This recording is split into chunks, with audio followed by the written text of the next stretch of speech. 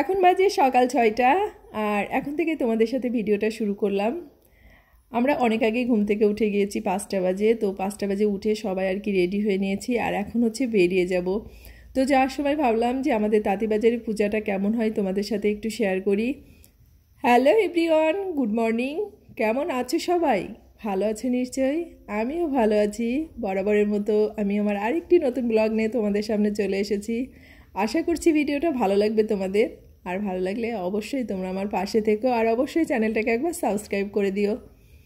তো বরাবরের মতো এবারও আমাদের তাঁতিবাজারের পুজোটা অনেক সুন্দর হয়েছে, মানে অনেক সুন্দর করে সাজিয়েছে আর কি। তো এখন তো লাইটিংটা বন্ধ আছে, এখনও সাজাচ্ছে। তো সাজালে মানে ভীষণই ভালো লাগে। যতগুলো পূজা হয় আমাদের মহল্লাতে সব থেকে সুন্দর লাগে তাঁতিবাজারের পুজোটাই আমার কাছে। তো যাই হোক, তারপর এই যে আমরা এসে গাড়িতে উঠে গেছি আর যেতে যেতে ভাবলাম তোমাদের সাথে একটু শেয়ার করি। এই যে পদ্মা সেতুতে উঠে গিয়েছি আর পদ্মা সেতুতে মানে বেশ কয়েকবার যাওয়া হয়ে গেছে, তারপরেও যতবারই যাই একটু অন্যরকম লাগে। আর এই যে পদ্মা নদী,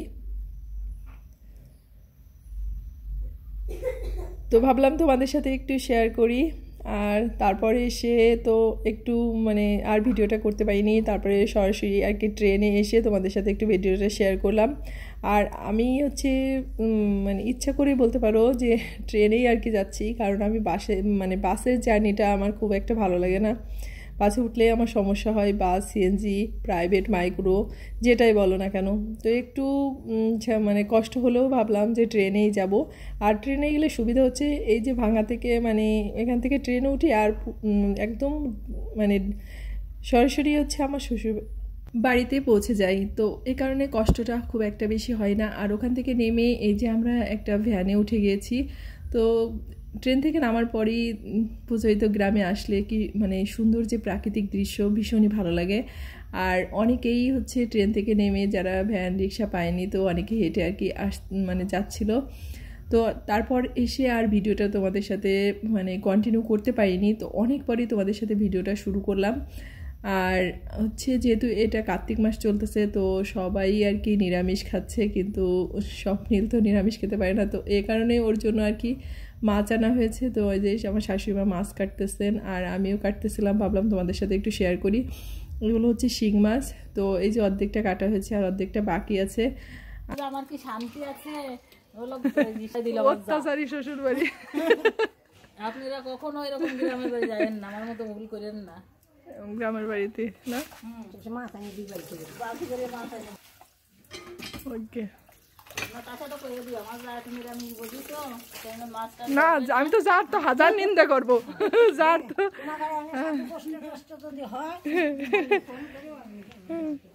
হাজার নিন্দা করবো তোর, তুই এই ময়লার ভিতরে বসিস কেন রে।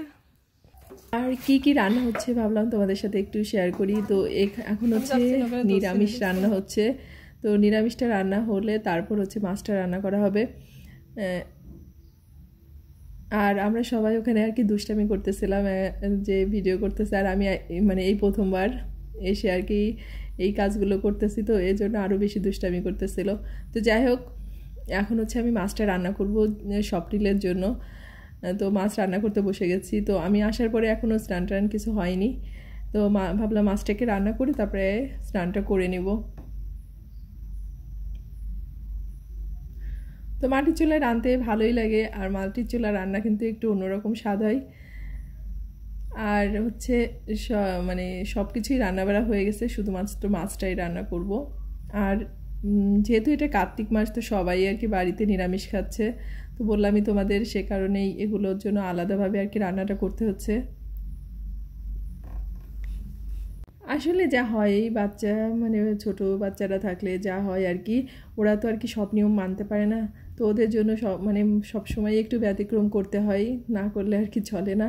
তো যাই হোক, আমি মাছের তরকারিটা রান্না করে তারপরে যে ওদেরকে খাবার দিয়ে দিয়েছি। তো এখানে হচ্ছে আমাদের 3 ছেলে, 3 জনে আর কি খেতে বসেছে। তো ওরা 3 ভাই মিলে দুষ্টামি করছে আর খাওয়া দাওয়া করতেছে। তো ওদেরকে খাবার দিয়ে তারপর আছে আমি হচ্ছে স্নানটা করতে যাব। তো স্বপ্নিলকে আর কি একটু খাইয়ে দিচ্ছিলাম, কারণ ও মাছের যেহেতু ছোটো মাছগুলো একটু কাটাটা বেছে খেতে সমস্যা হচ্ছিলো, এই কারণে একটু দেরি করতেছিলাম। আর ও তো গ্রামে এসে কোনো সময়ও আর কি চুপ মানে ঠান্ডা নেই, যেখানে ইচ্ছা সেখানে দৌড়াদৌড়ি ঘোরাঘুরি, মানে এটাই ওর সবচেয়ে বড় আনন্দ। তো যাই হোক, আমরা খাওয়া দাওয়া করে একটু রেস্ট নিয়েছিলাম।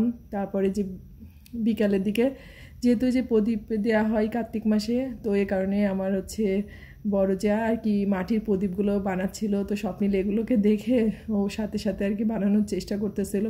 আর ওর তো এগুলো পেলে মনে করো যে মানে আর কিছু লাগে না।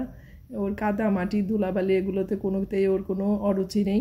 তো ওর বর্মাকে দেখে ওর বর্মার সাথে সাথে নিজেও আর কি বানাচ্ছিল। তো আমি আর কি কিছু বলতেছিলাম না, যে বানাচ্ছে বানাক, কারণ গ্রামে আসলে এটুকু একটু করেই থাকে, তাই না? তো ওই যে কার্তিক মাসে নিরামিষ খাওয়া হলে প্রতিদিনই আর কি হচ্ছে প্রদীপটা দিতে হয়। সে কারণে আর কি প্রদীপগুলো বানানো। আমাদের তো শহরে আর কি কিনতে পাওয়া যায় এগুলো সব কিছু, কিন্তু এখানে আর কি মানে বানিয়েই আর কি মাটির মানে প্রদীপগুলোকে দেয়া হয়। তো যাই হোক, ওরা আর কি প্রদীপগুলোকে বানিয়ে নিচ্ছে। আর সন্ধ্যা হতেও বেশি টাইম নেই, তো সে কারণেই আর কি তাড়াতাড়ি করে আর কি বানাচ্ছে। আর স্বপ্নিলও দেখে দেখে আর কি চেষ্টা করতেছে। তো প্রদীপগুলোকে বানানোর পরে এই যে এখন হচ্ছে সবাই মিলে আমরা আর কি নারকেল কুড়াইতে বসছি, কারণ সন্ধ্যার সময় হবে হচ্ছে নারকেল দিয়ে নাড়ু। তো এর মাঝে একজন হচ্ছে আমাদের বাড়িতে আসছে, সে হচ্ছে কলার থোর আর কলার মোচা আর কি বিক্রি করতে আসছে। তো ভাবলাম তোমাদের সাথে একটু শেয়ার করি। দেখছো মানে গ্রামে বাড়ির উপরও আর কি এগুলো বিক্রি করতে আসে, আর এগুলো যে কী পরিমাণে সস্তা কি বলবো। এই একটা থোর মাত্র 10 টাকা দিয়ে আর কি কিনলো, আর মোচাগুলো অনেক সস্তা হয়।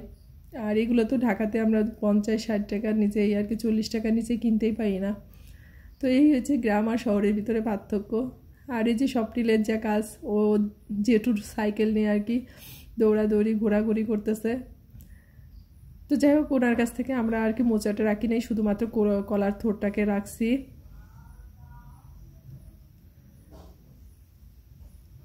তো সবাই আর কি কলার থোরটা খেতে অনেক পছন্দ করে। আমি ঢাকাতেও আর কি দেখি যে কলার থোরগুলো, কিন্তু আমি এটা খুব একটা পছন্দ করি না, আর আমার ভালোও লাগে না। এই তরকারিটা কেমন শক্ত শক্ত থাকে, তো তো এই কারণে আমি খুব একটা বেশি পছন্দ করি না। তো যাই হোক, আমার শ্বশুরবাড়িতে সবাই খুব পছন্দ করে, এই কারণেই আর কি থোরটাকে নিল। আর এখন হচ্ছে আমি বাকি যে নারকেলগুলো আছে তো ওগুলোকে আর কি কুড়িয়ে নিব।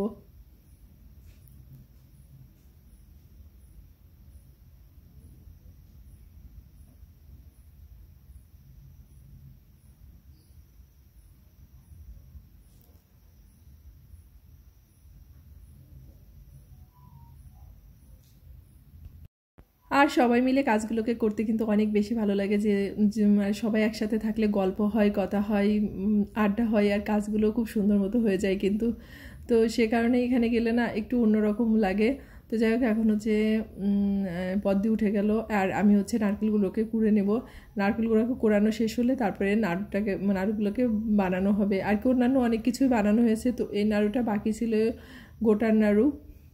তারপরে যে স্বপ্নিল ও জেঠুর সাথে লেবু গাছ থেকে আর কি লেবু পাড়তে গেছে, তাই মানে ওর তো বলতেছে না একটুও ঠান্ডা নেই, ও মানে এটা ওটা সেটা করতে আসছে। তো গাছে লেবু দেখে আর কি লেবু খাবে, যেটাকে অনেকে বাদাম বলে, তো আমরা লেবুই বলি, এ কারণে লেবু বললাম। তো আর কি পেরে নিয়ে আসছে এগুলা।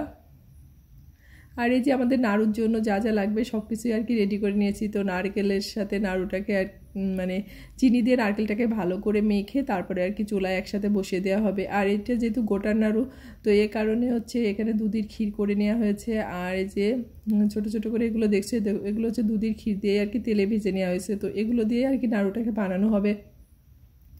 তো আমি আর কি ভালো করে নারকেলটাকে আর কি মাখিয়ে চিনি দিয়ে মাখিয়ে আর কি চুলায় আর কি বসিয়ে দেবো, দিয়ে তারপর আর কি ভালো করে জাল দিয়ে তারপর নাড়ুটাকে আর কি বানানো হবে। অবশ্য অনেকেই হয়তো জানো যে এটা এক একদিকে এক এক রকম করে বানাই। তো তো আমার বাবার বাড়ি যেভাবে বানাই এখানেও আর কি ওইভাবেই বানাই।